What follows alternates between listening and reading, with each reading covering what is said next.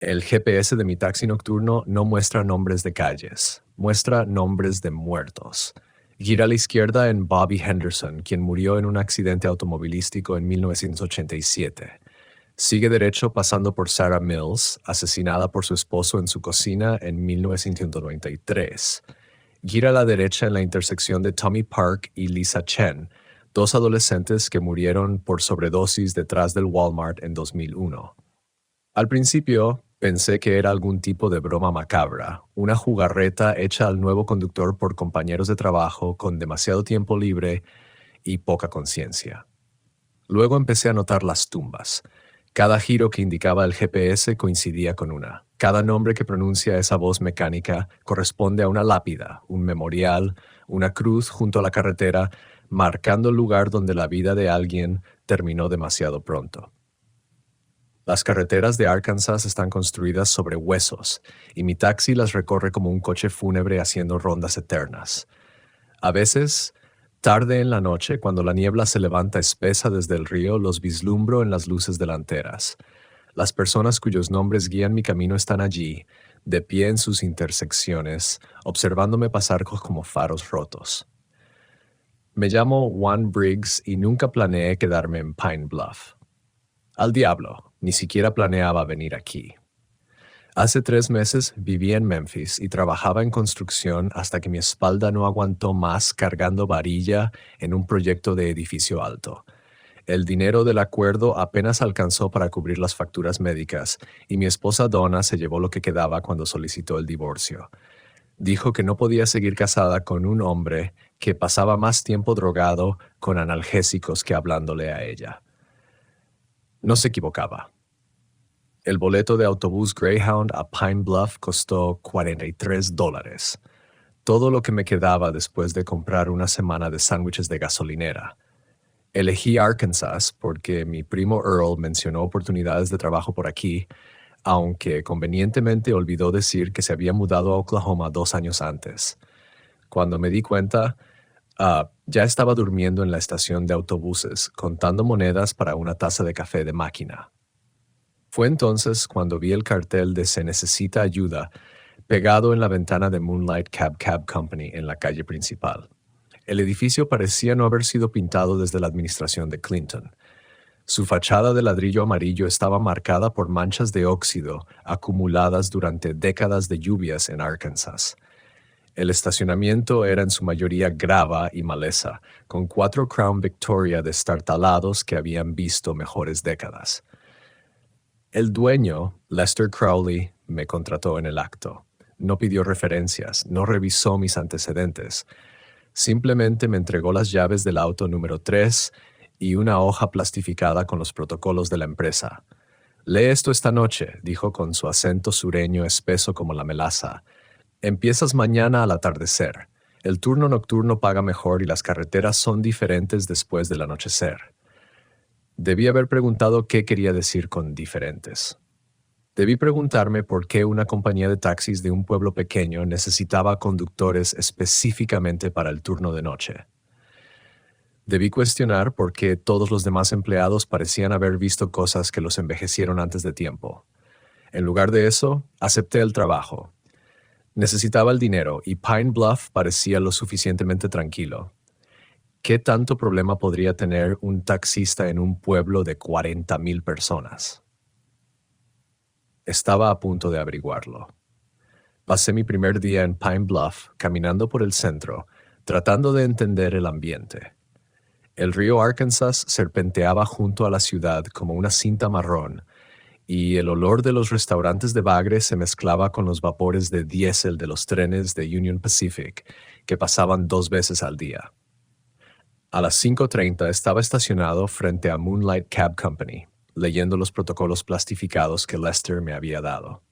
Protocolos para conductores de Moonlight Cab Company, operaciones del turno nocturno. Protocolo número 1. Siempre confía en las indicaciones del GPS, incluso cuando parezcan incorrectas. El sistema conoce caminos que no aparecen en los mapas comunes. Protocolo 2. Si un pasajero solicita ir al cementerio Oakwood después de la medianoche, infórmale que la tarifa será el triple. Si acepta, llévalo solo hasta la entrada principal. No entres en los terrenos del cementerio. Protocolo 3. Al pasar por el antiguo edificio del Banco Simmons en la calle Main, mantén las ventanas cerradas y la radio apagada. Cuenta los pisos mientras pasas. Si cuentas más de 3 pisos, da la vuelta a la manzana hasta que cuentes solo 3. Protocolo 4. Nunca recojas pasajeros en la esquina de la 6 con Ohio entre las 2:17 am y las 2:23 am. Si alguien te hace señas durante ese tiempo, finge que no lo viste y sigue conduciendo. Protocolo 5. Si tu radio comienza a reproducir música gospel sin que tú la hayas sintonizado, déjala sonar hasta que la canción termine. No cambies de estación ni bajes el volumen.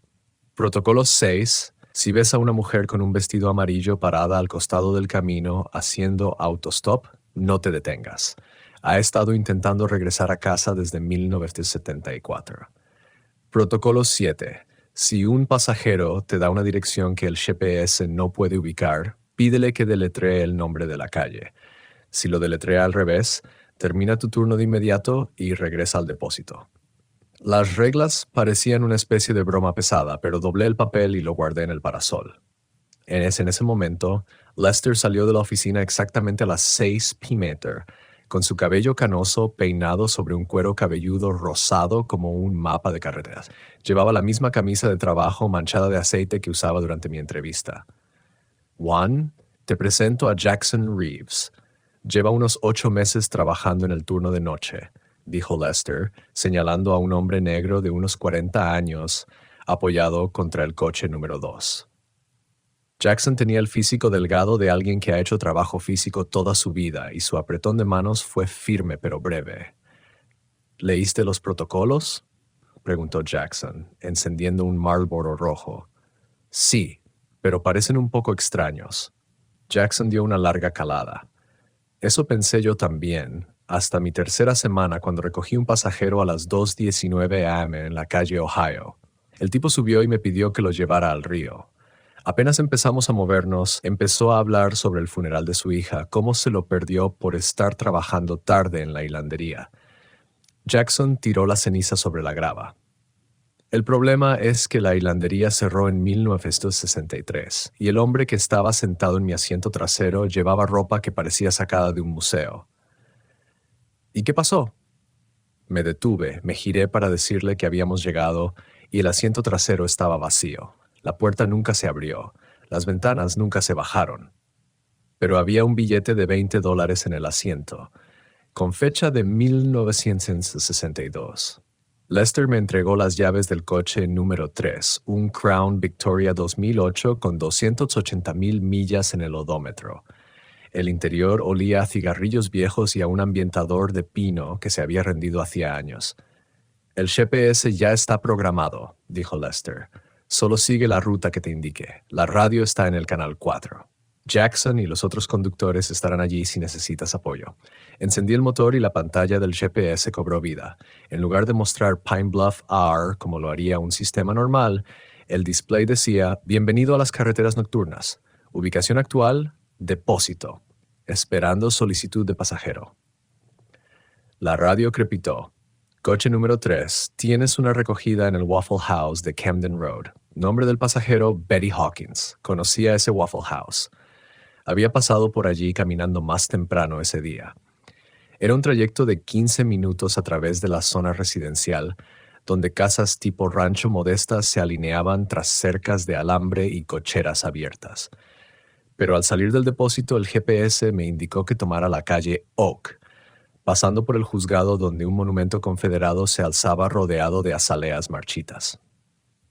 Gira a la derecha en Margaret Willis, anunció el GPS con su tono electrónico plano. Busqué un cartel de calle, pero lo que vi fue una pequeña cruz blanca plantada en el césped cerca de la intersección con las palabras Margaret Willis, 1954-1978 pintadas en letras negras. Mi estómago se retorcía como un trapo mojado, pero hice el giro. La calle existía de verdad. Según el cartel descolorido, se llamaba Maple Avenue, aunque el GPS insistía en llamarla Margaret Willis. Mientras conducía noté más cruces, más pequeños memoriales escondidos entre buzones y parterres de flores. Cada dirección que indicaba el GPS correspondía al lugar donde alguien había pasado sus últimos momentos. Momentos finales marcados por familiares que se negaban a dejar que sus seres queridos fueran olvidados. El letrero amarillo del Waffle House apareció adelante, brillando contra el cielo cada vez más oscuro de Arkansas. Entré al estacionamiento y esperé, observando la puerta principal, buscando a Betty Hawkins, mientras mis manos apretaban el volante con más fuerza de la necesaria. Una mujer de unos 60 años salió, cargando un bolso y caminando con una leve cojera. Se acercó al coche y tocó la ventanilla del pasajero. ¿Eres el taxi?, preguntó. Sí, señora. Betty Hawkins. Esa soy yo, cariño. Necesito volver a casa, a Redfield.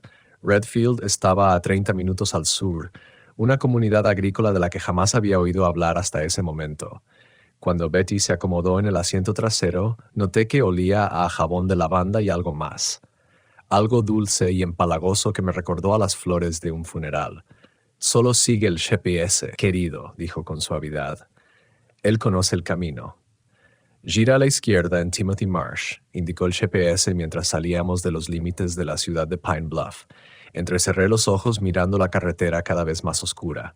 Señora, no veo ningún letrero que diga Timothy Marsh. La imagen de Betty sonrió en el espejo retrovisor.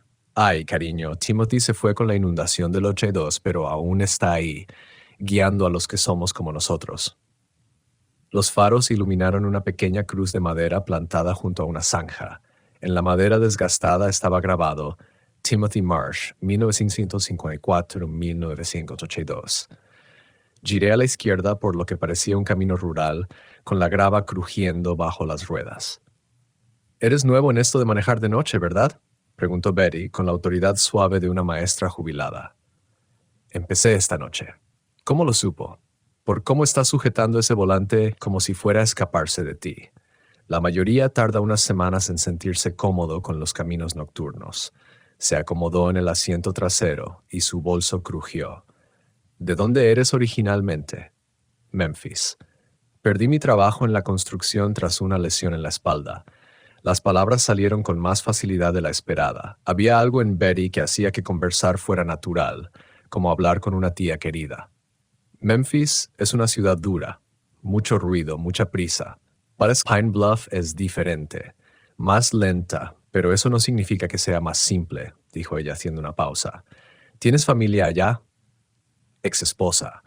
Se quedó con la casa y casi todo lo demás».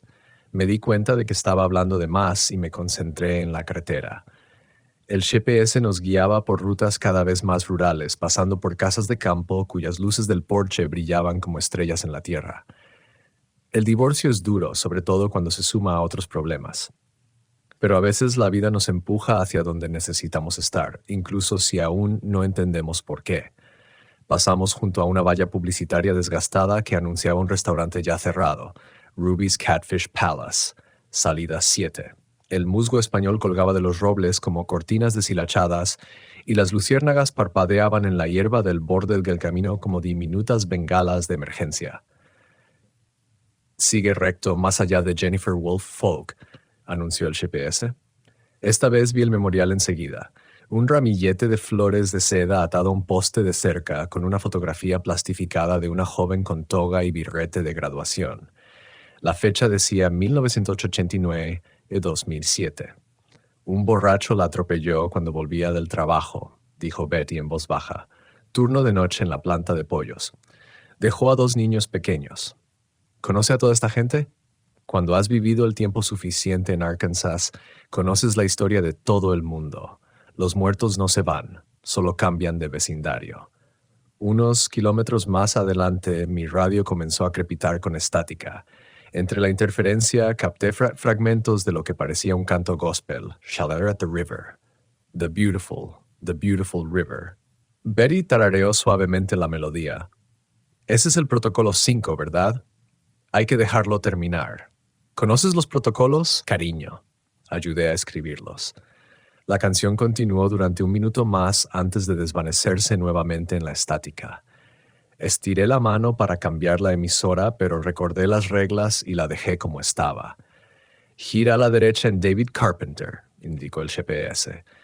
Entramos en lo que parecía una zona agrícola antigua, donde cercas de alambre de púas marcaban los límites de las propiedades y el ganado se agrupaba bajo árboles dispersos. La cruz de David Carpenter estaba hecha de metal oxidado, casi oculta entre la hierba alta. Accidente agrícola, explicó Betty sin que nadie preguntara. El tractor le pasó por encima en el 91. ¿Y cómo sabes todo esto? Fui secretaria del condado durante 37 años. Registré cada acta de nacimiento, cada acta de defunción, cada transferencia de propiedad en el condado de Jefferson. Cuando has archivado suficiente papeleo, empiezas a ver los patrones.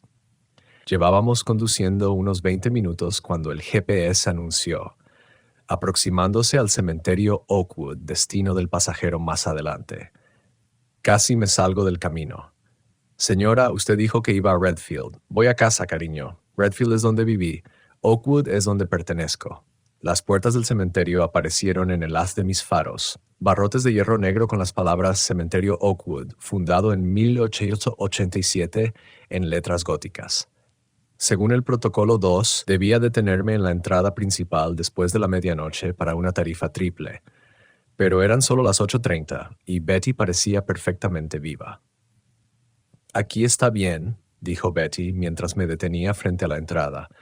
Me giré para mirarla y sentí que se me apretaba la garganta como si alguien me hubiera atado un nudo. El vestido floreado de Betty estaba descolorido y rasgado, como si lo hubiera llevado puesto durante décadas. Su piel tenía un tono grisáceo, y sus ojos reflejaban la luz como los de un gato. «Son $2, querido», dijo mientras contaba los billetes desde un bolso que parecía haber sido enterrado y luego desenterrado. El dinero se sentía frío y ligeramente húmedo. Mientras lo contaba, Betty salió del coche y caminó hacia las puertas del cementerio. No las abrió, simplemente atravesó los barrotes como si fueran niebla. Me quedé allí varios minutos, con el motor encendido, mirando la entrada vacía. Los billetes en mi mano eran lo suficientemente reales, aunque había algo extraño en ellos. Levanté uno hacia la luz del techo y vi que era un billete de $10 de 1963. Mi radio volvió a crepitar. Coche número 3. Tienes otro servicio, el restaurante Wesley's Diner en la autopista 65. Nombre del pasajero Earl Hutchins. La voz de Jackson sonó clara. ¿Cómo te fue en el primer viaje, Juan? Presioné el botón del micrófono. Recogí a una mujer que atravesó barrotes de hierro macizo. Sí, esa es Betty. Hace ese viaje todos los martes. Lo ha hecho desde que murió en el 98. Dulce señora, siempre deja buena propina. El dinero que me dio es de 1963. Revisa tu billetera mañana por la mañana.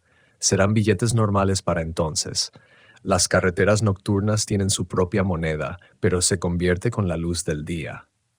Me alejé del cementerio con las manos temblorosas mientras programaba el GPS hacia Wesley's Diner. La pantalla parpadeó y mostró ruta calculada. Llegada estimada en 11 minutos. Advertencia. Obras viales adelante, aunque no había ninguna construcción en la autopista 65. La había recorrido esa misma tarde y todo estaba despejado. Mientras me dirigía de regreso hacia la civilización, el GPS me guió por una serie de caminos secundarios que nunca había visto en ningún mapa. Pasamos por un tramo donde el asfalto parecía recién colocado, aún oscuro y liso. Un cartel decía «Carretera Memorial», dedicada a las víctimas del tornado de 1999. Entonces comprendí a qué se refería el GPS con «obras viales». No se trataba de un desvío por obras físicas, era una ruta construida para recordar a los muertos. Asfalto tendido sobre terrenos donde la gente había perdido la vida, con un monumento con otro, como una vasta lápida extendida.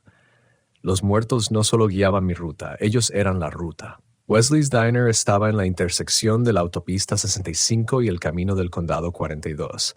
Con su letrero de neón parpadeando entre abierto 24 horas y había 24 hours.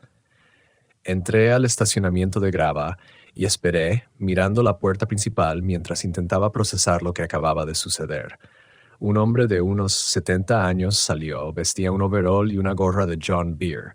Se acercó al coche con el paso cuidadoso de quien ha soportado demasiados inviernos en Arkansas. ¿Eres el taxi?, preguntó. Sí, señor. Earl Hutchins.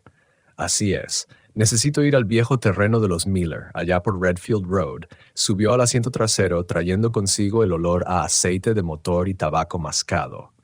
Al reincorporarnos a la pista 65, no pude quitarme de la cabeza la sensación de que Earl me observaba por el espejo retrovisor. ¿Primera noche?, preguntó. Tan obvio es, te acostumbrarás. Las carreteras nocturnas requieren cierto ajuste, pero son justas. Sigue las reglas. Trata a los pasajeros con respeto y te irá bien. El GPS nos dirigió por varios memoriales más, cada uno marcando otra tragedia, otra vida truncada. Earl parecía conocerlas todas, comentando en voz baja sobre accidentes automovilísticos, infartos y otros incidentes que habían moldeado el paisaje del condado de Jefferson. Gira a la izquierda en Amanda Foster, anunció el GPS. Niñita, dijo Earl con tristeza. La leucemia se la llevó cuando tenía 7 años. Fue en el 75. Hice el giro, notando cómo los árboles parecían inclinarse más cerca, formando un túnel de ramas sobre la estrecha carretera. El dosel de árboles era tan denso que las luces del coche apenas iluminaban unos 6 metros hacia adelante.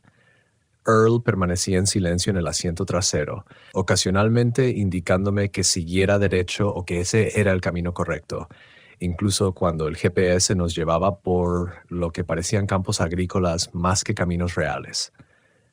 ¿Cuánto tiempo llevas usando taxis por aquí?, pregunté, tratando de hacer conversación y calmar los nervios. Oh, normalmente no necesito que me lleven. Tengo mi propia camioneta, respondió Earl, acomodándose en el asiento. Pero esta noche es especial. Esta noche me despido. ¿Vas a algún lugar? Podrías decir eso, dijo. Su reflejo captó mi mirada en el retrovisor. Dime algo, hijo. ¿Crees en las segundas oportunidades? Depende del tipo de segunda oportunidad del que estemos hablando. Earl soltó una risa seca, como hojas secas raspando el pavimento. Del tipo en que puedes corregir el peor error que hayas cometido, en que puedes salvar a alguien a quien fallaste cuando más te necesitaba. Pasamos por un buzón oxidado, inclinado en un ángulo de 45 grados. El nombre Miller apenas era visible entre décadas de desgaste. Destino próximo, anunció el GPS. Gira a la derecha en Robert Miller, pero no había ninguna cruz, ninguna placa conmemorativa. Solo un camino cubierto de maleza que desaparecía entre una muralla de kudzu y árboles silvestres. Aquí es, dijo Earl, el viejo terreno de los Miller. Giré en el camino, las ramas raspando el techo del Crown Victoria como uñas sobre una pizarra. Después de unos 45 metros salimos a un claro donde los cimientos de una casa se asentaban como una cicatriz de concreto sobre la tierra. Vigas de madera carbonizadas sobresalían de las ruinas y una chimenea de ladrillo se erguía sola contra el cielo de Arkansas. La casa se quemó en 1987, dijo Earl al abrir la puerta del auto. La familia que vivía allí no logró salir. Lo siento mucho. Earl se detuvo con un pie sobre la grava. No salieron porque yo estaba demasiado borracho para conducir bien el camión de bomberos. En ese entonces era jefe voluntario del cuerpo, y cuando entró la llamada, estaba celebrando mi cumpleaños en el bar de Murphy. Me tomó 20 minutos arrancar el camión, otros 15 para encontrar este lugar en la oscuridad. El peso de su confesión cayó entre nosotros como un tercer pasajero. Cuando llegamos, toda la casa ya se había ido. Robert Miller, su esposa Janet, sus 2 hijos. Tommy tenía 8 años, Lisa tenía 6. Todo porque yo elegí el whisky en lugar de mi responsabilidad. Earl salió completamente del auto. Eso fue hace 37 años. He cargado con esa culpa desde entonces. Y esta noche por fin puedo enmendarlo. ¿A qué te refieres? Pero Earl ya caminaba hacia las ruinas, avanzando con determinación a pesar de su edad. Lo vi desaparecer en la oscuridad más allá de las luces del auto y luego miré mi reloj. 9:47 p.m. Mi radio crepitó. Coche número 3. ¿Cuál es tu estado? Presioné el micrófono. Acabo de dejar a un pasajero en el viejo lugar de los Miller, la casa quemada junto al camino del Condado 42. La voz de Jackson volvió de inmediato. Juan, necesitas salir de ahí ahora mismo. ¿Por qué? ¿Qué pasa? El lugar de los Miller no está en ninguna de nuestras rutas autorizadas. Revisa tu GPS. Miré la pantalla. En lugar de mostrar nuestra ubicación, aparecía un mensaje de error. Ubicación no encontrada. Por favor, regrese inmediatamente a una vía autorizada. Jackson, mi pasajero. ¿Qué pasajero? Tu última recogida fue Betty, en el cementerio de Oakwood. Has estado conduciendo solo durante la última hora. El estómago se me hundió como una piedra en un pozo. Agarré el protocolo plastificado que tenía en la visera y deslicé el dedo por la lista, buscando algo sobre destinos no autorizados o pasajeros fantasma. Jackson, Earl Hutchins estaba definitivamente en mi coche. Hombre mayor con overoles y una gorra de John Deere. Dijo que necesitaba llegar al lugar de los Miller. Juan, Earl Hutchins, murió hace 3 meses. Le dio un infarto mientras trabajaba en su camioneta. Yo lo llevé a sus citas médicas durante 2 años antes de eso. La radio se quedó en silencio, salvo por el ruido estático. Miré el asiento trasero vacío y luego hacia las ruinas donde Earl había desaparecido. El olor a aceite de motor y tabaco mascado aún flotaba en el aire del auto. Continúe recto, pasando por Robert Miller, anunció de pronto el GPS, aunque yo estaba detenido. Miré por el parabrisas y vi a 4 figuras de pie entre los restos quemados. Un hombre, una mujer y 2 niños pequeños. Eran translúcidos como espejismos por el calor, pero claramente visibles bajo los faros. El hombre levantó la mano, tal vez en señal de saludo o de advertencia. Entonces Earl apareció junto a ellos, ya no encorvado por la edad, sino erguido, recto y firme. Caminó hacia mi auto con pasos firmes. A medida que se acercaba, noté que su overol ya no era de mezclilla descolorida, sino el azul marino impecable de un uniforme del departamento de bomberos. Se aproximó a la ventana del conductor y golpeó suavemente. Contra todo instinto que gritaba en mi cabeza, bajé el cristal. «Gracias por el viaje, hijo», dijo Earl. Su voz sonaba más joven, más clara. Necesitaba disculparme con ellos cara a cara. He estado tratando de llegar aquí desde hace 3 meses, pero los vivos no siempre pueden encontrar lugares como este. ¿Estás muerto? Sí, lo estoy. Ocurrió justo después de mi último viaje con Moonlight. Jackson me llevó al consultorio del Dr. Patterson para lo que resultó ser mi último chequeo. Earl sonrió y por primera vez desde que lo recogí se le veía en paz. Los caminos nocturnos no solo transportan a los vivos. A veces también llevan a los muertos con asuntos pendientes. Detrás de él, la familia Miller comenzó a desvanecerse como la niebla matutina, pero no antes de que el hombre, Robert Miller, asintiera una vez en dirección a Earl. ¿Te perdonaron?, pregunté. ¿Te comprendieron? A veces eso es mejor que el perdón. Earl se alejó del coche. Deberías regresar al pueblo. Se está haciendo tarde y hay otros pasajeros que necesitan que los lleven. ¿Volveré a verte? A mí no. Me voy hacia donde van los que, como yo, finalmente se liberan de la culpa. Earl se tocó el borde de la gorra. Pero verás a otros. Los caminos nocturnos están llenos de personas que intentan llegar a un lugar al que nunca pudieron llegar en vida. Puse el coche en reversa y salí lentamente del claro. Cuando llegué a la carretera principal y miré hacia atrás, la casa de los Miller estaba de nuevo en penumbras, como si nada hubiera ocurrido. Pero el asiento del pasajero ya no estaba vacío. Un billete de $20 descansaba allí. Esta vez estaba nuevo, nítido y con fecha reciente. Mi radio crepitó. Coche número 3. Tienes una recogida en el estacionamiento de Walmart en University Avenue. La pasajera se llama Michelle Torres. Reconocí el lugar. El mismo Walmart donde Tommy Park y Lisa Chen murieron por sobredosis detrás del edificio en 2001. Según el anuncio inaugural de mi GPS, mientras me dirigía de regreso a Pineloof, pasé junto a su memorial. 2 cruces de madera estaban plantadas en la hierba alta detrás de la zona de carga de la tienda. Gire a la derecha en Tommy Park. Continúe recto pasando Lisa Chen, indicó el GPS. Pero esta vez algo era diferente. Al pasar junto a las cruces, capté un movimiento con el rabillo del ojo. 2 adolescentes, un chico y una chica, estaban junto al memorial. Eran sólidos, no translúcidos como la familia Miller. La chica saludó a mi taxi y por un momento pensé en detenerme. Luego recordé el protocolo 4. Nunca recoger pasajeros en ciertos lugares durante horarios específicos. Miré mi reloj. 10:23 p.m. No era el horario prohibido, pero algo en esos adolescentes me inquietó. Se veían demasiado limpios, demasiado saludables para ser personas que supuestamente habían muerto por sobredosis. Seguí conduciendo. El estacionamiento de Walmart estaba casi vacío, salvo por unos cuantos autos de empleados del turno nocturno. Una mujer de unos 30 años estaba de pie cerca de la entrada. Vestía uniforme médico que la identificaba como personal hospitalario. Tenía la expresión agotada de quien acaba de terminar un turno largo. Michelle Torres, pregunté cuando se acercó al coche. Esa soy yo. Necesito llegar a casa en North Little Rock. Mi coche no arrancó después de mi turno en el Jefferson Regional. Subió al asiento trasero, trayendo consigo el olor antiséptico de desinfectante hospitalario.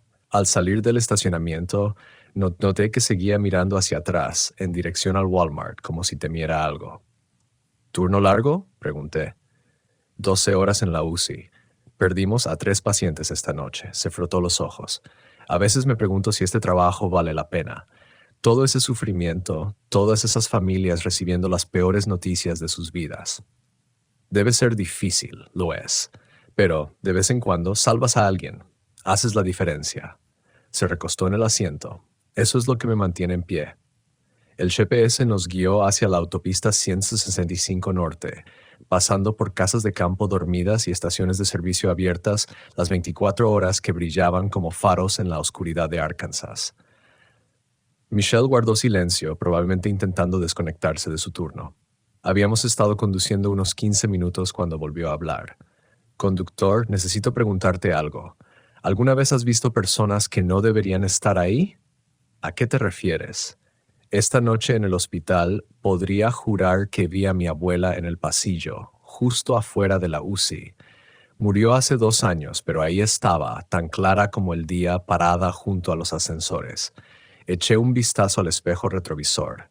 El reflejo de Michelle parecía sólido, pero después de mi experiencia con Earl, ya no daba nada por sentado. ¿Dijo algo? Sonrió y señaló hacia la habitación 314. Ahí estaba el señor Garrett, el paciente que logramos salvar después de su ataque al corazón, como si me dijera que iba a estar bien.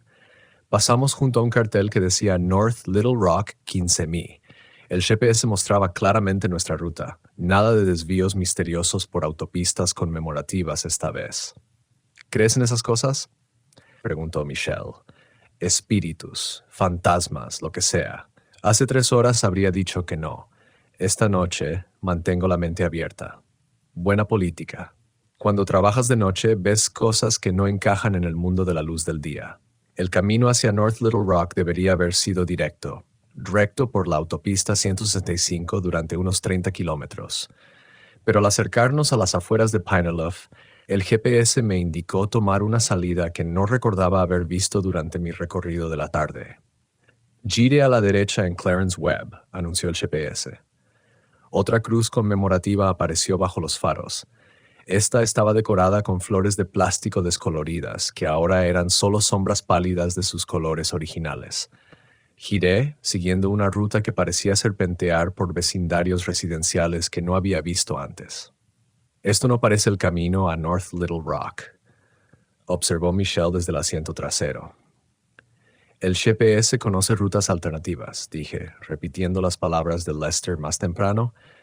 A veces las carreteras principales no son la mejor opción, pero en mi interior empezaba a comprender que los caminos nocturnos obedecen reglas distintas a los del día. El GPS no solo estaba evitando el tráfico o las obras, estaba siguiendo trayectos que conectaban el mundo de los vivos con algo completamente distinto.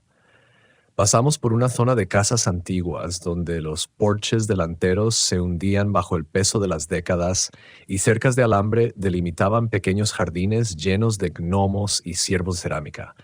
Las farolas parpadeaban de forma intermitente, creando charcos de luz amarilla separados por tramos de oscuridad.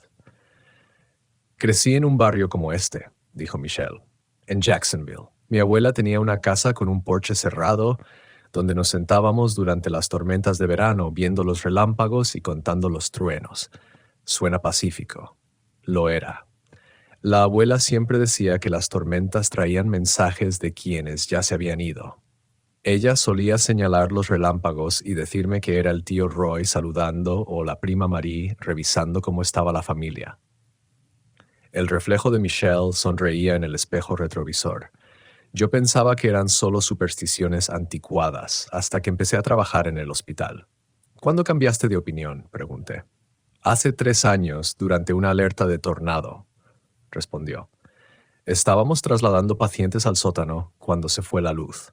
La iluminación de emergencia se activó, pero todo seguía bastante oscuro. Yo estaba ayudando a un anciano con su tanque de oxígeno cuando vi a alguien parado al final del pasillo. El GPS nos guió más allá de otro monumento conmemorativo. Esta vez era una gran cruz de madera con Familia Harris, 1995, tallado en la viga transversal. Me pregunté qué tragedia se había llevado a toda una familia, pero no pregunté. Algunas historias eran demasiado pesadas para una conversación casual. Era mi abuela, continuó Michelle. Llevaba su vestido azul favorito, el mismo con el que la enterramos. Señaló hacia la escalera y entonces me di cuenta de que habíamos olvidado a una paciente en la habitación 312. Regresamos y encontramos a la señora Patterson, de 93 años, acostada en su cama, completamente olvidada durante la evacuación. ¿Alguien más vio a tu abuela?, pregunté. No, solo yo. Pero la señora Patterson sobrevivió al tornado gracias a lo que vi. Fue entonces cuando empecé a creer que la muerte no siempre es el final del cuidado por los demás. Ya estábamos entrando al centro de Pine Bluff y podía ver el puente sobre el río Arkansas adelante. Pero en lugar de dirigirme hacia el puente, el GPS me indicó girar a la izquierda en Main Street. Continúe recto, pasando el edificio de Simmons Bank, anunció el GPS. Sentí que se me secaba la boca. Protocolo 3. Mantener las ventanas arriba, la radio apagada, contar los pisos. Si contaba más de 3, debía dar la vuelta a la manzana hasta que contara solo 3. Apagué la radio y subí la ventana, a pesar de la cálida noche de septiembre. Michelle notó el cambio repentino. ¿Todo bien? Solo siguiendo los protocolos de la empresa, respondí, tratando de mantener la voz firme. A nuestra derecha apareció el antiguo edificio de Simmons Bank. Una estructura de ladrillo de los años 20 que había sido convertida en apartamentos en algún momento de los años 80. Mientras pasábamos, conté los pisos con atención. Planta baja, un negocio de cambio de cheques y un restaurante cerrado. Segundo piso, apartamentos con ventanas iluminadas y cortinas visibles. Tercer piso, más apartamentos, la mayoría con las ventanas apagadas. Cuarto piso, ventanas que no deberían existir, iluminadas con una luz azul pálida que palpitaba como un latido. Mis manos se aferraron al volante. 4 pisos. El edificio solo tenía 3. Lo había visto esa misma tarde, los había contado yo mismo, pero ahora había claramente un 4º piso, con ventanas que miraban hacia la calle con lo que parecía ser una atención malintencionada. «Conductor, ¿por qué estamos desacelerando?», preguntó Michelle. Me di cuenta de que había reducido la velocidad sin darme cuenta, mientras observaba fijamente el edificio. «Solo estoy siendo cuidadoso. Esta parte del centro puede ser complicada», dije, siguiendo el protocolo 3. Llegué a la siguiente intersección y giré a la derecha, luego otra vez a la derecha, rodeando la manzana. Al acercarnos nuevamente al edificio de Simmons Bank desde la dirección opuesta, conté otra vez. Planta baja, segundo piso, tercer piso y nada más. 3 pisos, como debía ser. El 4º piso había desaparecido, como si nunca hubiera existido. Encendí la radio de nuevo y bajé la ventana, soltando un suspiro que no sabía que estaba conteniendo. «Pareces tenso», observó Michelle. «Primeras noches, algo así». Continuamos por el centro de Pine Bluff, pasando por el juzgado y el monumento confederado en dirección al río. El GPS finalmente nos dirigía hacia la autopista 165 Norte. Era la ruta directa que había esperado desde el principio. «¿Sabes cuál es la parte más extraña de mi trabajo?», dijo Michelle mientras cruzábamos el puente sobre el río Arkansas. «No es la muerte. Lamentablemente te acostumbras a eso. Es el momento justo antes de que alguien muera cuando empiezan a hablar con personas que no están ahí. Familiares, por lo general, miran al techo o a una esquina de la habitación, conversando con su madre, su pareja o su hijo, que murieron hace años. Los médicos lo llaman lucidez terminal. Dicen que es solo el cerebro fallando. pero he visto demasiados casos en los que el paciente sabía cosas que no debería saber. El puente se extendía delante de nosotros, con sus luces reflejándose en el agua oscura. Las barcazas avanzaban lentamente río arriba, con sus luces de navegación pareciendo estrellas flotantes. ¿Cómo qué?, pregunté. El mes pasado el señor Rodríguez estaba muriendo de cáncer. No había hablado coherentemente en 3 días. De repente, se sienta y empieza a hablar con su hermano Miguel, diciéndole que lamenta la pelea que tuvieron antes de que Miguel muriera en Vietnam. La cuestión es que el señor Rodríguez nunca le había contado a nadie que tenía un hermano. Llamamos a su hija y ella lo confirmó. Miguel Rodríguez murió en combate en 1968 y los 2 hermanos habían discutido justo antes de que Miguel se fuera. Cruzamos hacia el lado norte del río y nos incorporamos a la autopista 165. El paisaje nocturno se abría ante nosotros. Campos de cultivo, casas dispersas, vallas publicitarias que anunciaban desde abogados de lesiones personales hasta mensajes religiosos. Michelle continuó. La hija dijo que su padre cargó con esa culpa durante 50 años. Nunca hablaba de Miguel, nunca visitó el monumento a Vietnam, nada. Pero, de alguna manera, justo antes de morir, tuvo la oportunidad de disculparse. ¿Le ayudó? Murió en paz aproximadamente 1 hora después. La hija dijo que era la primera vez en años que lo veía realmente tranquilo. Viajamos en silencio durante un rato, cómodamente, pasando por pequeñas comunidades marcadas solo por gasolineras y carteles de iglesias.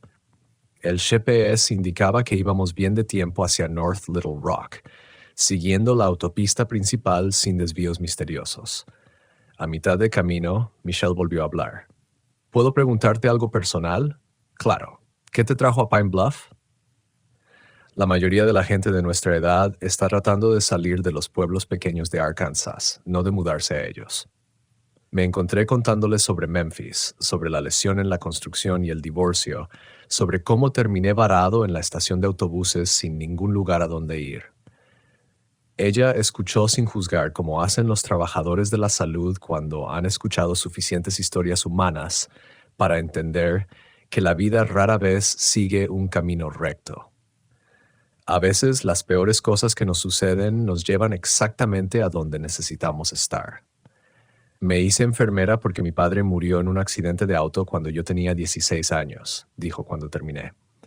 Pasé tanto tiempo en salas de espera de hospitales que eventualmente di cuenta de que quería estar del otro lado de esa situación, ayudando a las familias en lugar de ser la que recibía las malas noticias. ¿Crees que eso es esto? El trabajo de taxista, quiero decir. ¿Algo que necesito estar haciendo? Difícil de decir. Pero si sigues llevando a personas como Betty y Earl a donde necesitan ir, eso me parece bastante importante. Las luces de North Little Rock comenzaron a aparecer a lo lejos. Una modesta expansión de barrios residenciales y centros comerciales que se extendían desde el río Arkansas. Michelle me indicó cómo llegar a su complejo de apartamentos, un conjunto de edificios de 2 pisos con nombres como Oakwood Village y Riverbend Estates. Cuando estacioné en el aparcamiento, me entregó un billete de $20 y un pequeño trozo de papel. ¿Qué es esto?, pregunté. Mi número de teléfono. Si alguna vez necesitas hablar con alguien sobre las cosas que ves al conducir por las noches, llámame. Créeme. Los trabajadores de la salud entienden lo extraño mejor que la mayoría. Se bajó del coche y caminó hacia su edificio.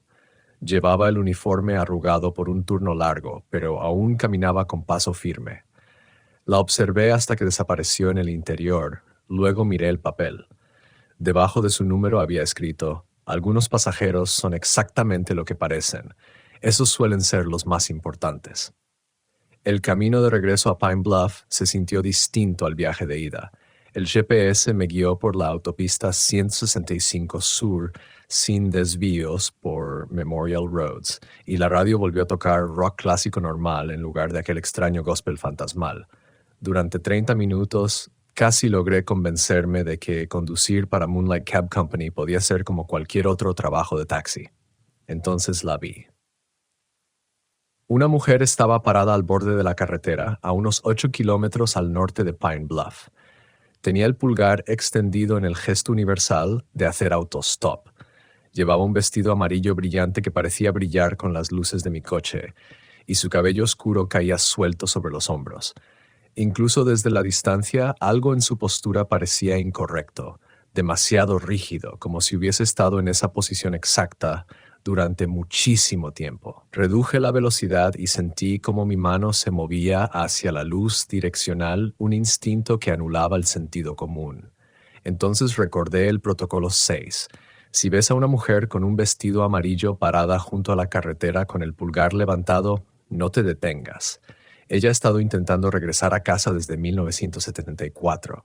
Seguí conduciendo, pero al pasar junto a ella, se giró para mirar mi coche. En el espejo retrovisor alcancé a ver su rostro.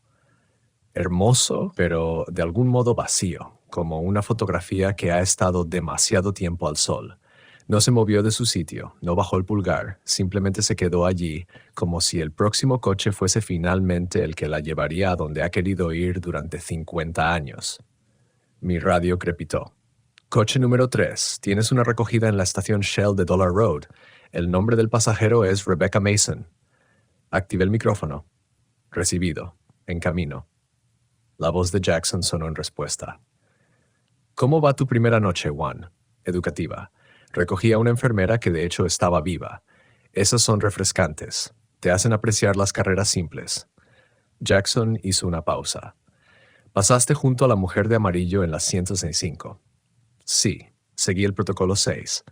Buena decisión. Yo cometí el error de detenerme por ella en mi segunda semana. Se subió al coche, me dio una dirección en Stuttgart y manejamos durante 3 horas por un campo que no aparece en ningún mapa. ¿Y qué pasó al llegar? Dijo que era su casa, pero solo había un terreno baldío con una base cubierta de kudzu. Me dio las gracias por el viaje, me pagó con dinero de la era de Ford y desapareció. Me tomó hasta el amanecer encontrar el camino de regreso a Pine Bluff. La estación Shell apareció frente a mí. Su marquesina fluorescente creaba un charco de luz blanca y dura en la oscuridad. Una mujer de unos 40 años estaba cerca de la entrada, con una pequeña maleta en la mano y mirando su reloj con ansiedad. Tenía el aspecto de alguien cuyos planes de viaje se habían torcido. ¿Rebecca Mason? Pregunté cuando se acercó al coche. Sí, gracias a Dios. Mi hermana iba a recogerme en la estación de autobuses Greyhound, pero su coche se averió. Rebecca subió al asiento trasero, colocando su maleta a su lado. Necesito llegar al aeropuerto de Little Rock. Mi vuelo a Dallas sale a las 6 de la mañana. Eso está bastante justo. Ya es pasada la medianoche. Lo sé, pero no puedo perder ese vuelo. Mi hija se casa mañana por la tarde y debo ayudar con los preparativos finales. La voz de Rebecca transmitía el estrés de alguien cuyo horario cuidadosamente planeado se había venido abajo. ¿Cuánto tiempo tomará llegar? 1 hora y media si el tráfico está ligero. Eso funcionará. Puedo hacer el check-in en línea durante el trayecto. Mientras retomábamos la autopista 165, Rebecca se enfrascó con su teléfono, intentando navegar por sitios web de aerolíneas, mientras yo me concentraba en seguir las indicaciones del GPS. Por una vez, la ruta parecía sencilla, directo hacia Little Rock, luego al este hasta el aeropuerto. El GPS indica que vamos bien de tiempo, dije, tratando de calmar su ansiedad. Gracias. Todo este viaje ha sido un desastre de principio a fin. Retrasos de vuelos, conexiones perdidas y ahora este problema con el taxi. Rebecca alzó la vista del teléfono. Pero al menos tú apareciste cuando dijiste que lo harías. Eso es más de lo que puedo decir de la mayoría de la industria de viajes últimamente. Nos acercábamos a Pine Bluff cuando el GPS anunció: a 150 metros, gire a la derecha en la calle Ohio. Sentí un nudo en el estómago. Ohio Street conducía a la intersección mencionada en el protocolo 4, sexta con Ohio, donde me estaba prohibido recoger pasajeros entre las 2:17 a.m. y las 2:23 a.m. Revisé el reloj del tablero, 12:47 a.m. Aún seguro, pero cada vez más cerca de la zona de peligro. ¿Todo bien?, preguntó Rebecca, notando mi tensión. Solo revisando la ruta. A veces el GPS toma desvíos extraños por el centro. Giramos hacia Ohio Street, pasando por un vecindario de casas pequeñas y tiendas de esquina que habían visto mejores décadas. La mayoría de las ventanas estaban a oscuras, pero de vez en cuando se veía el resplandor azul de un televisor encendido o la luz cálida de un porche esperando a algún familiar que trabajaba en el turno nocturno. «Gire a la izquierda en la calle Sexta», indicó el GPS. Allí estaba, la intersección del protocolo 4. Volví a mirar el reloj, 12:52 AM. Pasaríamos por allí mucho antes de la franja horaria prohibida, pero algo en esa esquina me ponía nervioso. Parecía lo bastante común, solo 2 calles residenciales cruzándose bajo un farol solitario. Pero había algo en la quietud del lugar que parecía anticipar algo, como un escenario esperando a que aparezcan los actores.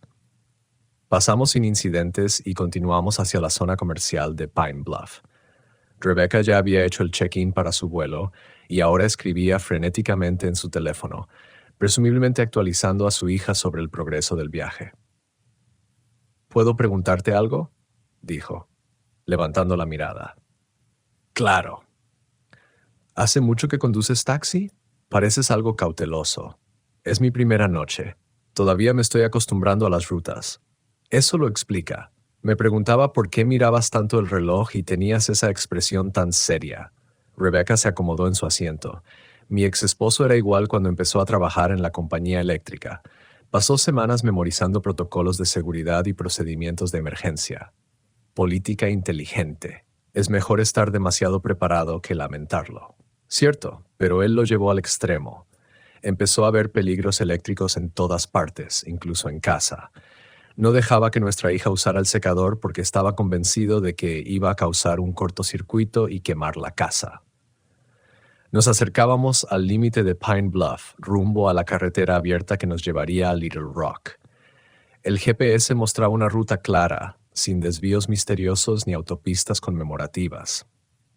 «¿Llegó a relajarse alguna vez con el trabajo?», pregunté. Con el tiempo, cuando entendió que seguir las reglas de seguridad era suficiente, que no necesitaba inventar miedos adicionales. Rebecca hizo una pausa. «A veces, cuando estamos en situaciones nuevas, imaginamos peligros que en realidad no existen». Sus palabras me tocaron más de lo que probablemente pretendía.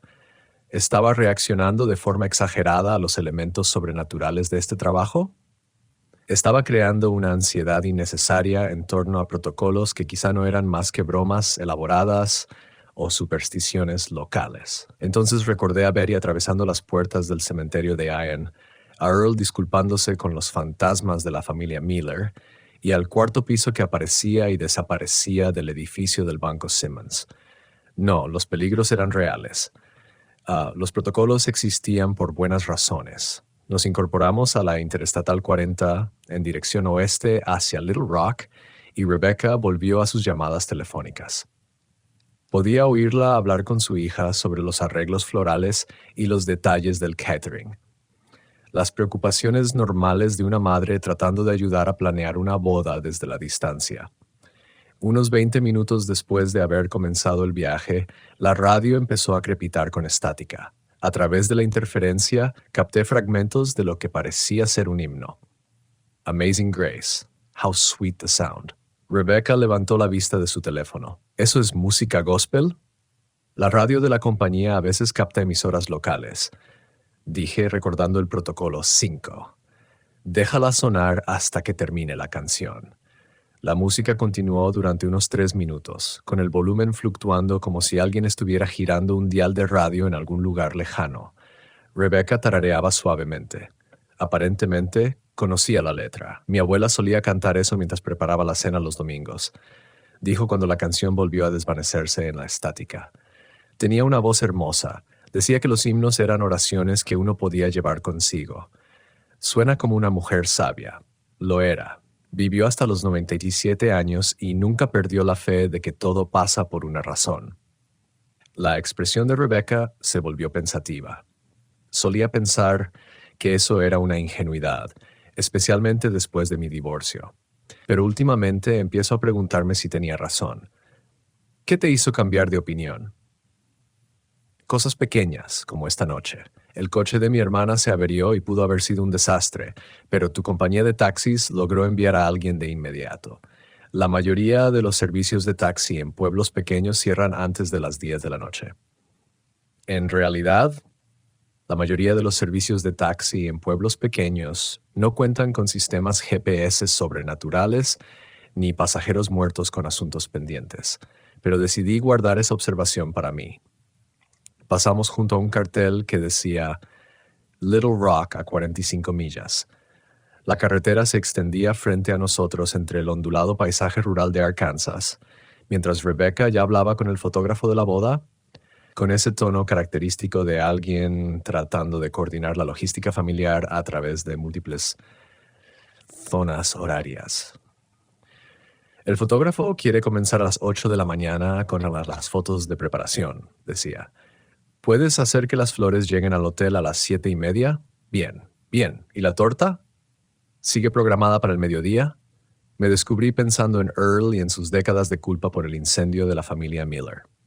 ¿Cuánta gente carga con ese tipo de peso?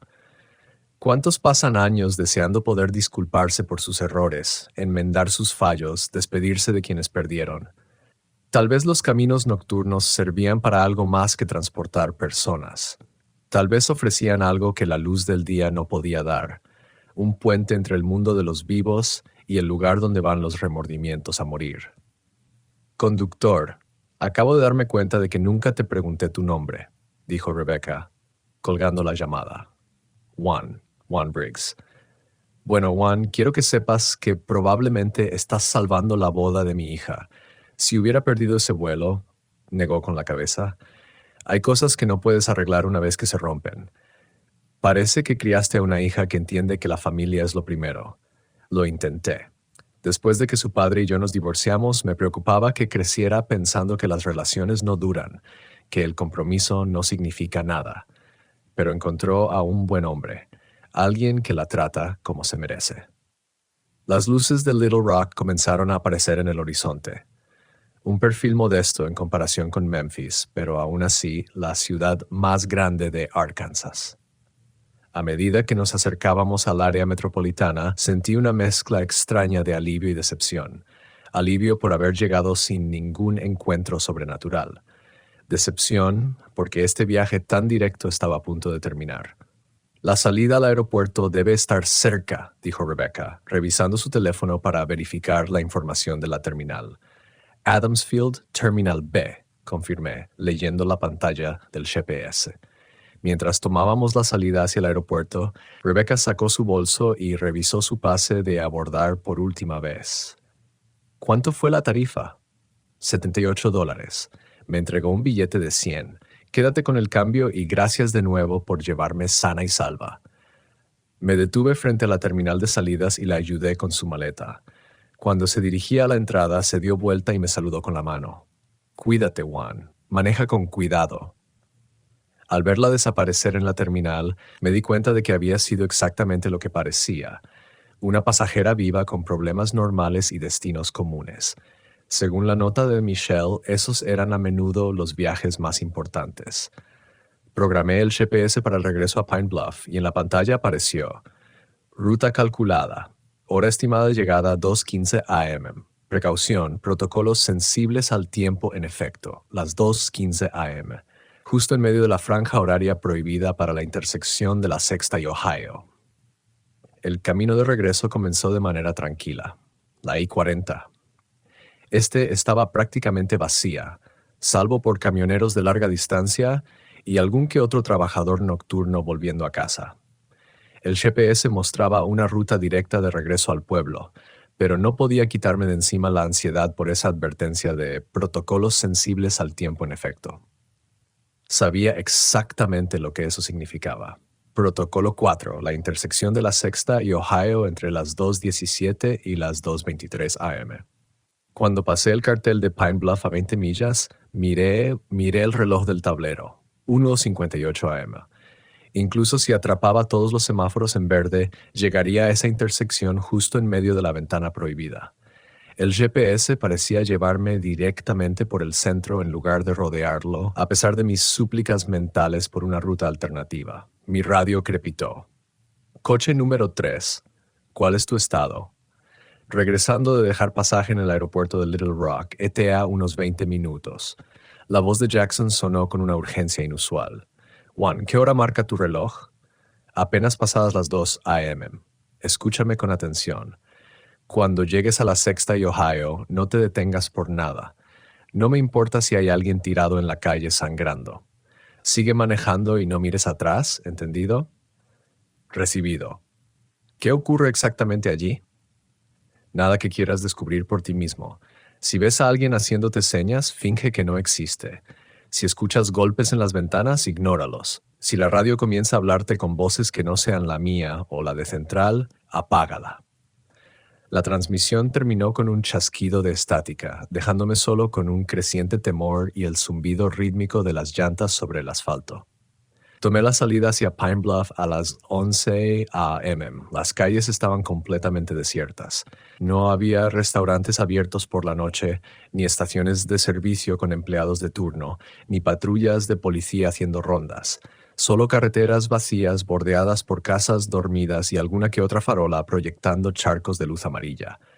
El GPS me guiaba por vecindarios residenciales donde cada luz del porche parecía tenue y cada ventana completamente oscura. El musgo español colgaba de los robles como sudarios funerarios y el olor del río Arkansas se colaba por mi ventana entreabierta. Agua lodosa y vegetación en descomposición. A 240 metros gira a la derecha en la calle Ohio, anunció el GPS. Mis manos comenzaron a sudar sobre el volante. Faltaban solo 3 minutos para la zona de peligro. La calle Ohio se extendía como un túnel a través de la oscuridad. Las casas allí eran más antiguas, de los años 40 y 50, con pequeños jardines delanteros protegidos por cercas de alambre y entradas agrietadas por décadas de calor en Arkansas. La mayoría lucía bien cuidada a pesar del tiempo, pero había algo en esa calle que se sentía mal. Demasiado silencio, demasiada quietud, como si todo el vecindario contuviera la respiración. Reduje un poco la velocidad intentando retrasar mi llegada a la intersección, pero el GPS recalculó de inmediato. Continúa recto. Destino adelante. Un perro comenzó a ladrar a lo lejos y de pronto se detuvo a mitad del ladrido. El silencio que siguió fue aún más denso, opresivo, y me hizo sentir un escalofrío recorrer la piel. A 60 metros continúa recto pasando la calle 6, indicó el GPS. Allí estaba. La intersección apareció en los faros como un escenario esperando que comenzara una función. La farola de la esquina parpadeaba de forma errática, proyectando sombras danzantes que hacían que el cruce peatonal vacío pareciera moverse. Al acercarme, vi una figura de pie en la esquina, un hombre de unos 30 años con una chaqueta deportiva de Pine Bluff High School y jeans. Levantó la mano y comenzó a agitarla desesperadamente. Luego dio un paso al frente, colocándose justo frente a mi auto. Cada instinto en mí gritaba que frenara de golpe. Estaba lo suficientemente cerca como para ver con claridad su rostro. Pánico, desesperación, su boca moviéndose como si gritara algo que no podía oír a través de las ventanas cerradas. Pero la advertencia de Jackson resonaba en mi cabeza. No te detengas por nada. Seguí conduciendo. El hombre, o lo que fuera, no se apartó. En su lugar, mi taxi lo atravesó como si estuviera hecho de niebla. En el retrovisor lo vi girarse y comenzar a correr tras el coche, su chaqueta ondeando como alas rotas. Pero no estaba solo. Más figuras emergieron de las sombras de la intersección. Una mujer con uniforme de enfermera, de los años 60 por el estilo, una niña con vestido escolar y lonchera, un anciano apoyado en un bastón. Todos comenzaron a avanzar hacia mi auto con la misma urgencia desesperada, agitando los brazos y llamando en silencio. La radio estalló en voces. No era el acento sureño familiar de Jackson, sino una cacofonía de conversaciones superpuestas. Por favor, solo quiero volver a casa. Mi esposa no sabe dónde estoy. El accidente no fue mi culpa. Dejé a mis hijos en la escuela. Por favor, detente, ayúdame. Extendí la mano para apagar la radio, pero antes de tocar el dial, las voces se transformaron en otra cosa. Gritos. El sonido de metal desgarrándose, cristales rompiéndose, impactos que resonaban a través del pequeño altavoz. Luego, silencio. Ya había pasado la intersección, pero lo que vi en el espejo retrovisor me revolvió el estómago. Las figuras no se habían rendido. Me seguían, no corrían, pero de algún modo mantenían el ritmo de mi coche, a pesar de que iba a una velocidad constante de 55 kilómetros por hora. El hombre de la chaqueta escolar estaba más cerca, con el rostro pegado al vidrio trasero, la boca abierta en una súplica muda, y cada vez eran más. Salían de calles laterales y patios delanteros, una procesión creciente de personas con ropa de distintas décadas, todas extendiendo los brazos hacia mi taxi con la misma necesidad desesperada. La temperatura dentro del coche comenzó a bajar. Mi aliento salía en bocanadas visibles y escarcha empezaba a formarse en el interior de las ventanas. El volante se sentía como hielo bajo mis palmas. A través de la escarcha que se acumulaba podía ver cómo las figuras se multiplicaban. Decenas al principio, luego más. Rodeaban el coche como una procesión fúnebre, algunos caminando, otros flotando a pocos centímetros del pavimento. Unos pocos extendieron las manos para tocar las ventanas, dejando huellas que brillaban brevemente antes de desvanecerse. La radio volvió a emitir estática. ¿Por qué no nos ayudas? Solo queremos volver a casa. La voz era distinta ahora, más joven, más clara. De algún modo me resultaba familiar, aunque no podía identificar de dónde. Hemos estado esperando tanto tiempo, mucho, mucho tiempo. La pantalla del GPS comenzó a parpadear, mostrando rutas imposibles, caminos que llevaban bajo el agua, autopistas que se curvaban hacia el cielo, destinos con nombres como Donde van las cosas perdidas y El lugar antes del sueño. Pero seguí conduciendo en línea recta, alejándome de la sexta por la calle Ohio, alejándome de aquella fuerza que reunía a los muertos desesperados en esa intersección cada noche, entre las 2:17 y las 2:23. «¿Podrías ayudarnos?», susurró la radio. «Solo detén el coche, solo da la vuelta. Hemos estado caminando tanto tiempo». En lugar de obedecer, presioné con más fuerza el acelerador. El velocímetro subió a 45, luego a 50 millas por hora en medio de un barrio residencial. Los límites de velocidad ya no importaban. Solo necesitaba poner distancia entre mí y esa intersección. Las figuras empezaron a quedarse atrás, sus formas volviéndose más tenues con cada cuadra. El último en rendirse fue el joven con la chaqueta Letterman, cuyo rostro desesperado se pegó por última vez contra la ventana trasera antes de desvanecerse en la niebla. La temperatura dentro del coche comenzó a normalizarse. La escarcha en las ventanas se derritió, dejando líneas de agua que parecían lágrimas. La radio crepitó una última vez. «Hasta mañana por la noche, entonces. Estaremos esperando». Las voces se detuvieron. La radio volvió a la estática habitual. El espejo retrovisor solo mostraba una carretera vacía, iluminada por farolas que ya no parpadeaban. Me detuve en una gasolinera abierta a las 24 horas en Dollar Road y me quedé sentado en el estacionamiento durante 10 minutos, con las manos temblando mientras trataba de asimilar lo que acababa de pasar. El reloj del tablero marcaba las 2:31, mucho después de la zona de peligro, pero aún podía sentir el frío que había invadido el coche. La radio volvió a crepitar con la voz familiar de Jackson. «Coche número 3, ¿sigues con nosotros?» Presioné el micrófono con los dedos temblorosos. «Sí, estoy aquí». «Lo lograste a duras penas». «¿Qué demonios fue eso?» «Ahí es donde solía pasar la autopista 65 antes de que construyeran la circunvalación en 1967, explicó Jackson.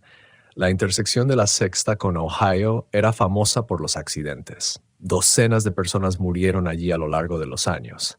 Choques frontales, conductores que se saltaban la señal de alto, borrachos, fallas mecánicas. Observé el tráfico nocturno normal que pasaba por Dollar Road. Un camión de reparto.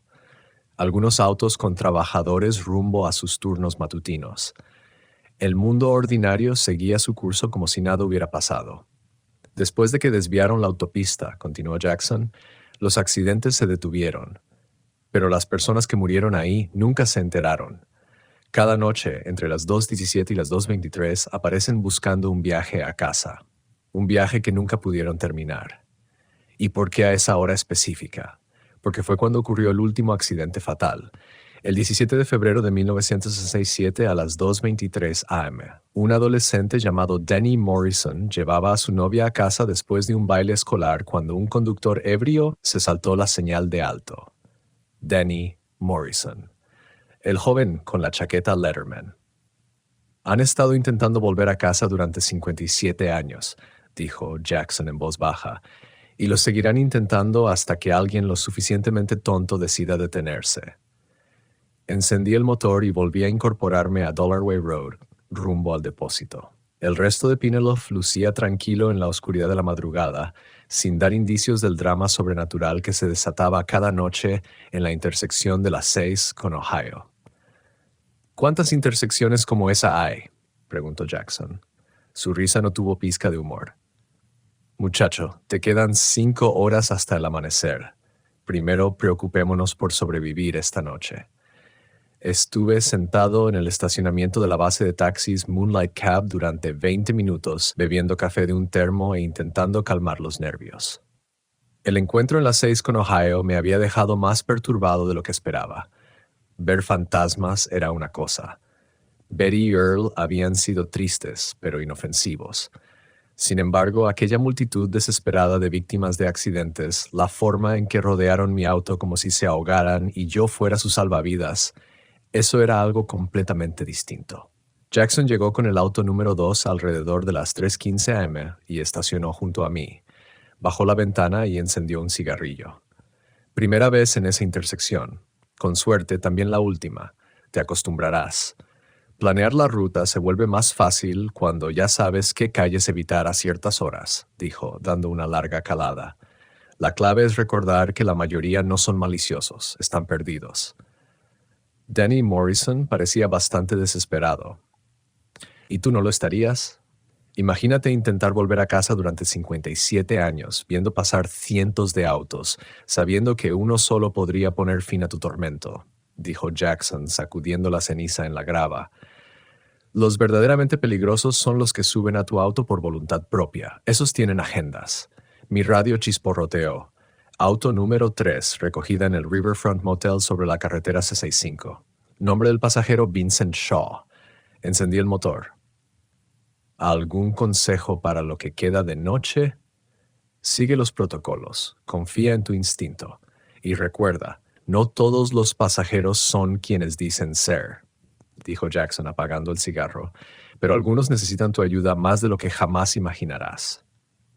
El Riverfront Motel era una reliquia de los años 60, el tipo de lugar donde solían hospedarse los vendedores ambulantes cuando la carretera 65 era la ruta principal por Arkansas. Ahora atendía a obreros de la construcción y personas en mala situación, con tarifas semanales y habitaciones que olían a desinfectante y sueños rotos. Un hombre de unos 50 años estaba de pie frente a la habitación 12, vestido con un traje arrugado y cargando un maletín de cuero que había vivido mejores décadas. Su cabello canoso estaba peinado con cuidado a pesar de la hora, y sus ojos hundidos delataban que llevaba días sin dormir. ¿Vincent Shaw?, pregunté mientras se acercaba al auto. Sí, gracias por venir tan rápido, respondió. Su acento tenía un aire de educación y refinamiento que desentonaba con el lugar. Necesito llegar al cementerio Oakwood. Sentí un nudo en el estómago. Protocolo 2. Es después de medianoche, señor. La tarifa al cementerio es triple. Lo entiendo. El dinero no es un problema. Vincent subió al asiento trasero y colocó el maletín con cuidado a su lado. He esperado 43 años por esta oportunidad. Unos cuantos dólares más no importan ahora. Al salir del estacionamiento del motel, lo observé por el retrovisor. A diferencia de Betty y Earl, él parecía sólido, corpóreo. Pero había algo en su mirada, una lejanía, como si estuviera viendo más allá del momento presente. ¿Va a visitar a alguien al cementerio?, pregunté. A mi esposa Margaret. Está enterrada en la sección C, cerca del viejo roble, respondió, mirando por la ventana hacia la oscuridad.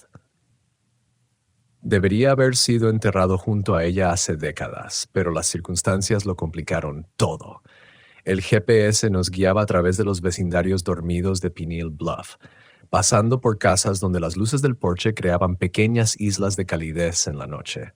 Vincent permaneció en silencio durante la mayor parte del trayecto, revisando su reloj de vez en cuando, como si tuviera una cita importante. ¿Puedo preguntar qué tipo de circunstancias?, dije mientras girábamos hacia el camino que conducía al cementerio Oakwood.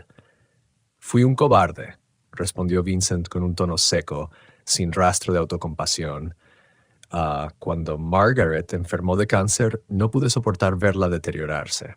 Me dije a mí mismo que estaba protegiendo a nuestra hija de ver sufrir a su madre, pero en realidad solo me estaba protegiendo a mí mismo de enfrentar lo inevitable. Las rejas del cementerio aparecieron frente a nosotros, las mismas donde Betty había desaparecido horas antes. Me detuve en la entrada y apagué el motor. Margaret murió mientras yo estaba en un viaje de negocios en Dallas.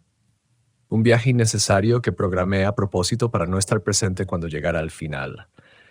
Vincent abrió su maletín y sacó un sobre amarillento por el paso del tiempo. Nunca pude despedirme. Nunca me disculpé por abandonarla cuando más me necesitaba. ¿Es por eso que estás aquí ahora? Morí hace 3 días. Un infarto en una habitación de hotel en Shreveport. Pero en lugar de seguir mi camino hacia donde sea que vayan personas como yo, me encontré de nuevo aquí. Me han dado una sola oportunidad para hacer lo que debía haber hecho hace 43 años. Vincent me entregó 3 billetes de $20. La tarifa triple por visitas al cementerio después de la medianoche. El dinero se sentía cálido y real, nada parecido a la moneda antigua que habían usado Betty y Earl. ¿Esperarás por mí?, preguntó. No creo que tarde mucho. ¿Cuánto tiempo necesitas? El que haga falta para decirle a mi esposa que lo siento. Vi a Vincent caminar hacia las rejas del cementerio, con el maletín en una mano y el sobre en la otra. A diferencia de Betty, tuvo que abrir la puerta manualmente, lo que demostraba que aún estaba atado al mundo físico de una forma en que los otros pasajeros fantasmas no lo estaban. El cementerio se extendía en la oscuridad más allá del alcance de mis faros, lleno de monumentos y lápidas con más de un siglo de antigüedad. Robles centenarios formaban doseles de sombras, donde el musgo español se mecía con la brisa nocturna.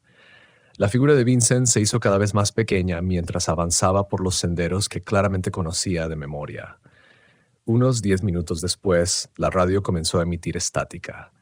En lugar de música gospel o voces fantasmales, escuché lo que parecía ser una conversación entre 2 personas, lejana y fragmentada. Esperé tanto tiempo para oír esas palabras. Perdóname, Margaret. Fui un necio. Nunca necesité tu perdón, solo comprensión. ¿Se puede amar a alguien que te falló tan completamente? El amor no termina con la muerte, Vincent. Las voces se desvanecieron, dejando solo el sonido de la estática, acompañado por los ruidos nocturnos del campo en Arkansas.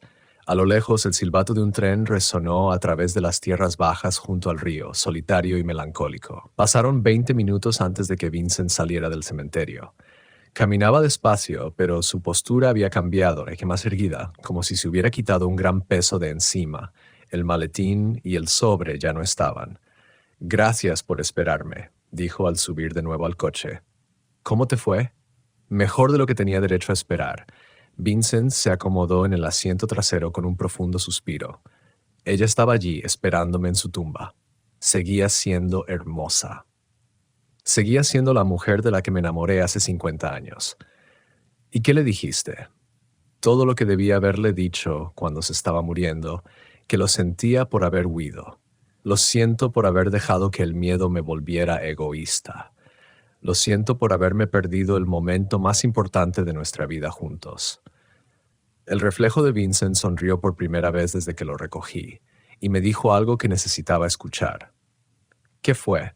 Que nunca dudó de mi amor, incluso cuando yo mismo lo dudaba.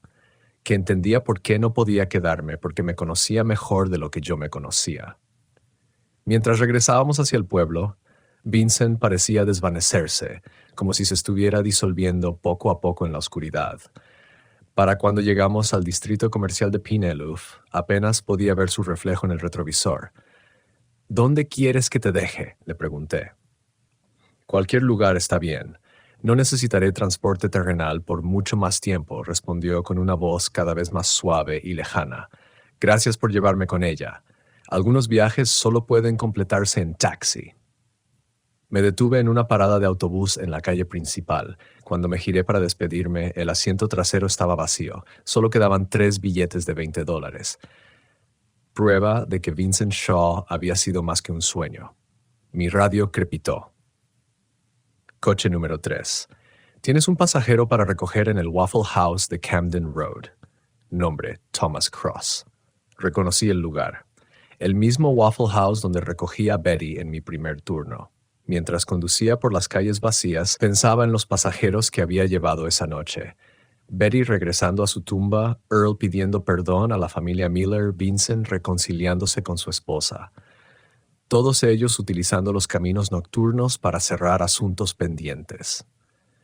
El Waffle House brillaba en la oscuridad como un faro para insomnes y trabajadores del turno nocturno, pero cuando entré al estacionamiento no había nadie esperando. Miré la hora, 4:23 a.m. Tal vez el pasajero se había cansado de esperar y entró. Crucé la puerta haciendo sonar una pequeña campana. El interior era el típico de un Waffle House. Cabinas amarillas, suelo a cuadros, el aroma a café y grasa de tocino impregnando cada superficie tras décadas de servicio. Una camarera de unos 60 años levantó la vista mientras rellenaba los dispensadores de azúcar. ¿Eres el taxista?, preguntó. ¿Buscas a Thomas Cross? Aquí no hay ni ningún Thomas Cross, cariño. No hemos tenido clientes en más de una hora, señaló el restaurante vacío. ¿Estás seguro de que tienes el lugar correcto? Revisé el registro de la radio, pero la solicitud de recogida estaba claramente documentada. ¿Alguien dejó mensaje pidiendo un taxi? No, ha estado tan tranquilo como una tumba aquí toda la noche. Cuando me giraba para salir, la camarera me llamó. Sabes, hubo un Thomas Cross que solía venir aquí con frecuencia, pero eso fue hace años. Buen tipo. Siempre pedía lo mismo, café negro y un waffle con jarabe extra. ¿Qué le pasó? Murió en un accidente de coche en la autopista 65. Debe de hacer unos 15 años ya. Una verdadera tragedia. Venía de visitar a su nieta en Little Rock cuando un conductor ebrio se cruzó de carril. Mientras volvía al coche, la radio volvió a crepitar. Coche número 3. Pasajero solicita recogida en la siguiente dirección. La voz del despachador se distorsionó, reemplazada por estática y lo que parecía ser una voz hablando al revés. Presioné el micrófono. Despacho, no entendí la dirección. ¿Puedes repetir? La radio quedó en silencio varios segundos. Luego, coche número 3, por favor responda a Tiza Noise Revid 821.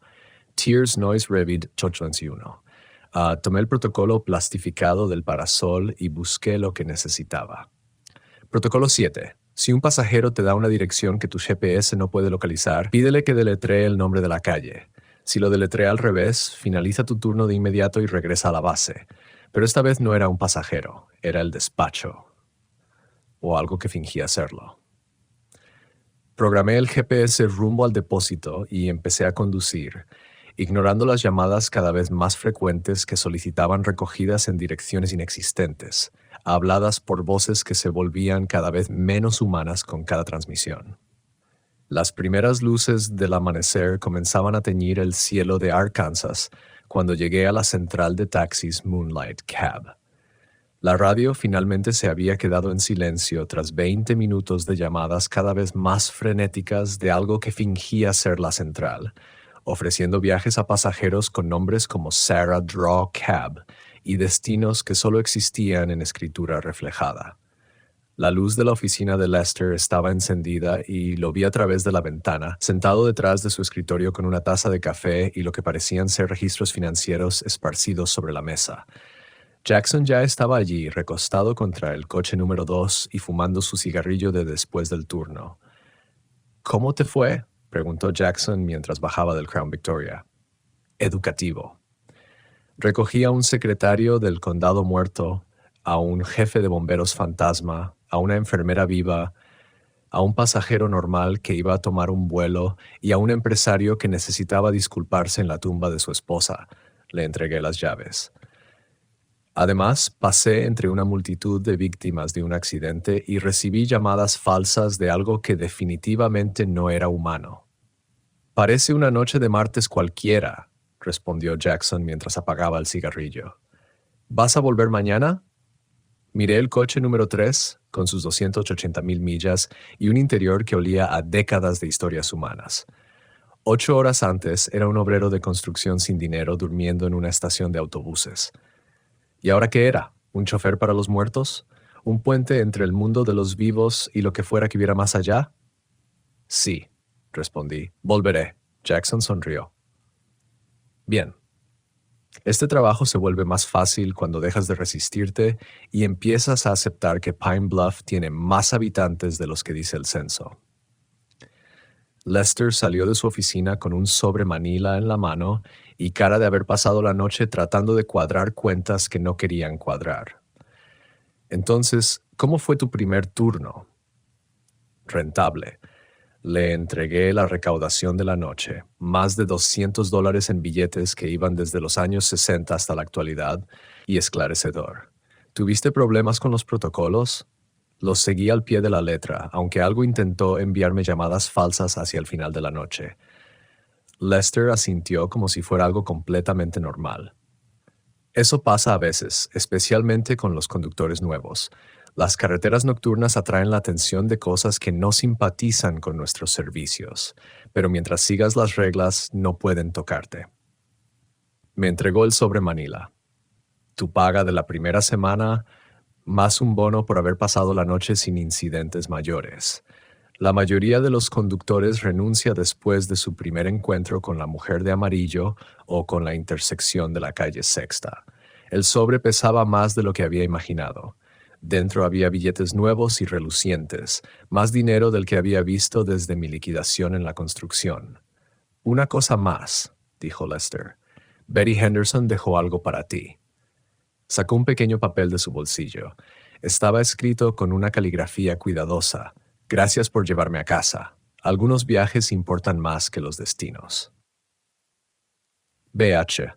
Doblé la nota y la guardé en mi billetera junto al número de teléfono de Michelle Torres. Mientras caminaba de regreso a mi habitación en el Riverfront Motel, el amanecer pintaba el río Arkansas de dorado y rosa. La gente normal comenzaba su día normal, yendo a trabajos comunes, dejando a los niños en la escuela, visitando supermercados donde los únicos espíritus estaban en la sección de licores. Pero yo había encontrado mi lugar en el otro mundo. Ese que funciona después del anochecer, cuando las fronteras entre la vida y la muerte se vuelven negociables. Las carreteras nocturnas de Pine Bluff estaban llenas de personas que necesitaban llegar a destinos que no aparecían en ningún mapa, excepto en el GPS de un taxi Moonlight. Programé la alarma para las 4 de la tarde y corrí las cortinas opacas. Mañana por la noche volvería al coche número 3 y seguiría la ruta que marcara el GPS, llevando pasajeros, tanto vivos como muertos, a los lugares donde necesitaban llegar. Algunos podrían decir que es una forma extraña de ganarse la vida. Pero después de perderlo todo en Memphis y acabar en Arkansas con nada más que el pasaje del autobús y sueños rotos, aprendí que lo extraño no siempre es lo incorrecto. Después de todo, todos necesitan llegar a casa alguna vez, incluso los muertos.